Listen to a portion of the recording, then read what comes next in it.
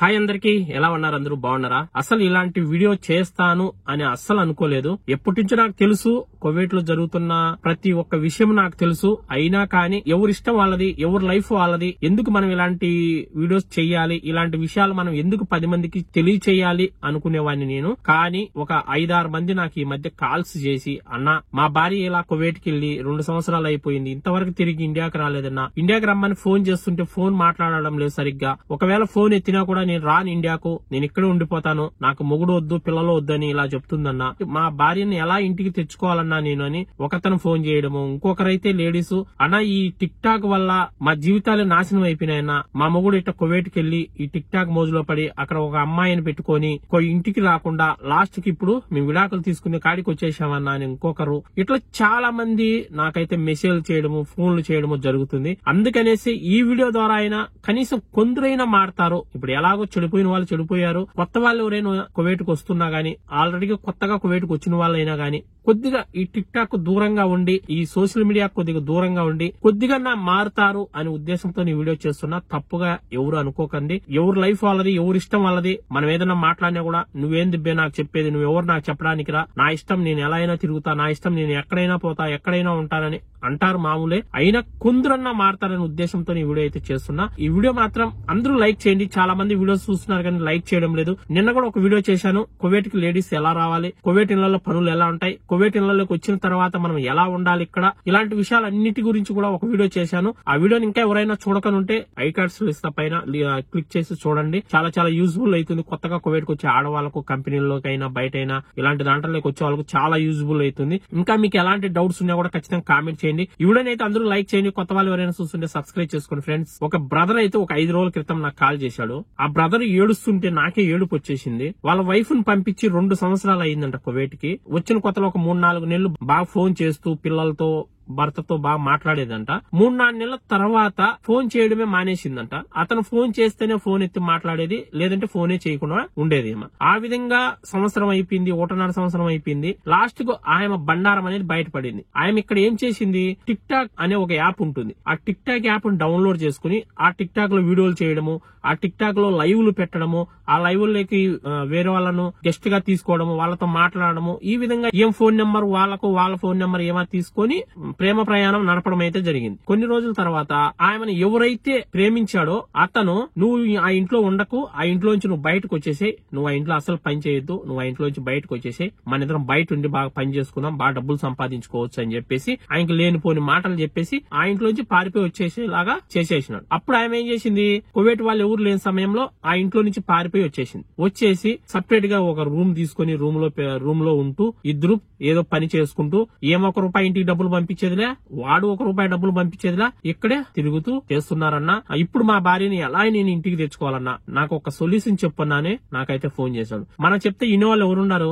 ఎవరు వినరు. ఎవరి లైఫ్ వాళ్ళది, ఎవరి ఇష్టం వాళ్ళది. మొగుడినే కేర్ చేయనప్పుడు మనల్ని ఏం కేర్ చేస్తారప్పా? వాళ్ళ మొగుడిని కేర్ చేయనప్పుడు, వాళ్ళ అమ్మ వాళ్ళ ఆయన ఫోన్ చేసి అడిగినా రానప్పుడు, వాళ్ళ బంధువులు ఫోన్ చేసినా రామ్మ అంటే రానప్పుడు మనలాంటి వాళ్ళు చెప్తే వింటారా? కనీసం కడుపును పుట్టిన బిడ్డలన్నా ఆయనకు గుర్తు రాలేదా? చిన్న చిన్న పిల్లల్ని వదిలేసి ఈ కువైట్ కు వచ్చి ఇక్కడ అక్రమ సంబంధాలు పెట్టుకొని ఇక్కడే ఉంటూ ఎంజాయ్ చేస్తూ ఇంటికే పోకుండా ఇక్కడ ఉంటే కనీసం 2 సంవత్సరాల తర్వాత అయినా కడుపును పుట్టిన బిడ్డలన్నా గుర్తురారా? ఒంట్లో రక్తం ఉన్నంత వరకు, వయసులో ఉన్న రోజులు బాగా వాడుకుంటారు, మగవాళ్ళైనా ఆడవాళ్ళైనా. తర్వాత వదిలి బారదింటారు. అప్పుడైనా నువ్వు ఖచ్చితంగా ఇంటికి వెళ్లాల్సిందే కదా, అప్పుడైనా నువ్వు మీ మొగుడి దగ్గరికి వెళ్లాల్సిందే కదా. చూడండి ఆయన అయితే ఎంత ఏడుస్తున్నాడు తెలుసా. ఆ బిడ్డలను చూపించింటే నా కళ్ళలో నీళ్లు గారిపోయినాయి. చిన్న చిన్న పిల్లలు, ఒక పాపకు 6 సంవత్సరాలు ఉంటాయి, ఒక బాబుకు 4 సంవత్సరాలు ఉంటాయి, ఇంకొక పాపకు 7-8 ఉంటాయి. చిన్న పిల్లలను వదిలేసి ఇక్కడికి వచ్చి బతుకు తిరుగు కోసము ఈ టిక్ టాక్ మోజులో పడి వేరే వాళ్ళతో అక్రమ సంబంధాలు పెట్టుకొని ఈ విధంగా చేయడం ఎంతవరకు కరెక్ట్ చెప్పండి. ఇంకొక అక్క ఫోన్ చేసింది, అన్నా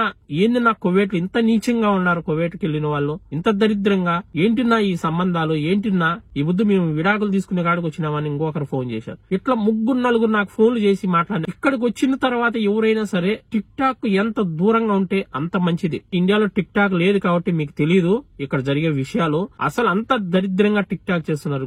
ఓపెన్ గా మాట్లాడుకుంటూ ఉంటారు టిక్ టాక్ లో. 10 మంది చూస్తారని కూడా అనుకో అనుకోకుండా విచ్చలవిడిగా మాట్లాడుకుంటున్నారు. అసలు ఇంటి దగ్గర వాళ్ళకి ఫోన్ ఎలా యూజ్ చేయాలనేది కూడా తెలియదు. అలాంటి వాళ్ళు కూడా కువైట్ కు వచ్చి టిక్ టాక్ లో లైవ్లు పెట్టడము, టిక్ టాక్ లో డాన్సులు వేయడము, వీడియో చేయడము, వీళ్ళ ఫోన్ నెంబర్లు వాళ్ళకి ఇవ్వడము, వాళ్ళ ఫోన్ నెంబర్లు వీళ్ళకి ఇవ్వడము, ఈ అక్రమ సంబంధాలు పెట్టుకొని బయట వెళ్లి ఎంజాయ్ చేసి ఇంటికి వెళ్లకుండా, ఇంటికి రూపాయి డబ్బులు పంపకుండా చాలా మంది ఈ కువైట్ లో ఆ విధంగా చేస్తున్నారు. ఈ టిక్ టాక్ లోకి ఎవరైతే వస్తారో 90% చెడిపోతారు. బాగున్న వాళ్ళు కూడా చెడిపోతారు. ఏదో ఒక విధంగా ట్రాప్ లో పడేస్తారు. ఇట్లా ఆడవాళ్ళైనా ఇట్లా మగవాళ్ళైనా.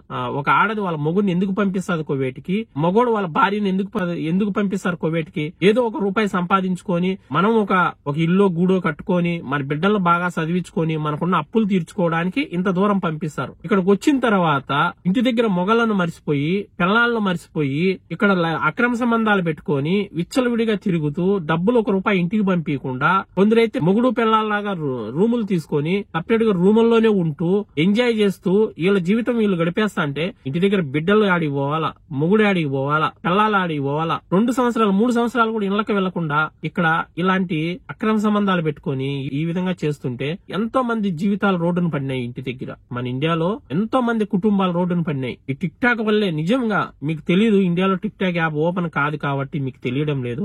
ఇక్కడ చూస్తే నిజంగా ఇచ్చి అనిపిస్తుంది. అసలు నేనైతే టిక్ టాక్ అసలు యూజ్ చేయను. నేను అసలు వీడియోస్ కూడా పెట్టను టిక్ టాక్ లో. నా వీడియోస్ తీసుకెళ్లి ఎవరో ఒకరు పెట్టుకుంటుంటారు టిక్ టాక్ లో. ఈ వీడియో కూడా తీసుకుని పెట్టుకుంటారు టిక్ టాక్ లో ఎవరో ఒకరు. ఆ వీడియోలన్నీ చూపించచ్చు మీకు కూడా. నేను టిక్ టాక్ లో జరిగే విషయాలు కావాలంటే డౌన్లోడ్ చేసి మీ వరకు నేను తీసుకురావచ్చు. ఒకరి వీడియోస్ నేను పెట్టాను అనుకోండి, నువ్వు నా వీడియో ఎందుకు పెట్టావు, నా వీడియో డిలీట్ చేయ ముందు, నా ఇష్టం నా రాజ్యం, నేను ఎలా అయినా తిరుగుతా, ఎవరి కింద అయినా పడుకుంటా, మీరెవరు నన్ను అడిగేదానికని లేనిపోని మాటలు అంటారు. మనం ఎందుకు వాళ్ళ వీడియోస్ మనం పెట్టి వాళ్ళ దగ్గర మనం ఎందుకు ఓ మాట అనిపించుకోవాలా? కనీసం కొత్తగా వచ్చే వాళ్ళైనా మారతారు. ఇలాంటి విషయాలలో దూరంగా ఉండాలని ముందుగానే కొద్దిగా తెలుసుకోనన్నా వస్తారనే ఉద్దేశంతోనే ఈ వీడియో అయితే చేస్తున్నా. చాలా మంది నాకు మెసేజ్ చేయడం, ఇన్స్టాగ్రామ్ లో ఫోన్లు చేయడము, వాళ్ళ బాధ చూసి ఈ వీడియో చేయాల్సి వస్తుంది. కనీసం కొందరన్నా మారతారని. ప్లీజ్ ఫ్రెండ్స్, ఇలాంటి దాంట్లో దూరంగా ఉండండి అబ్బా.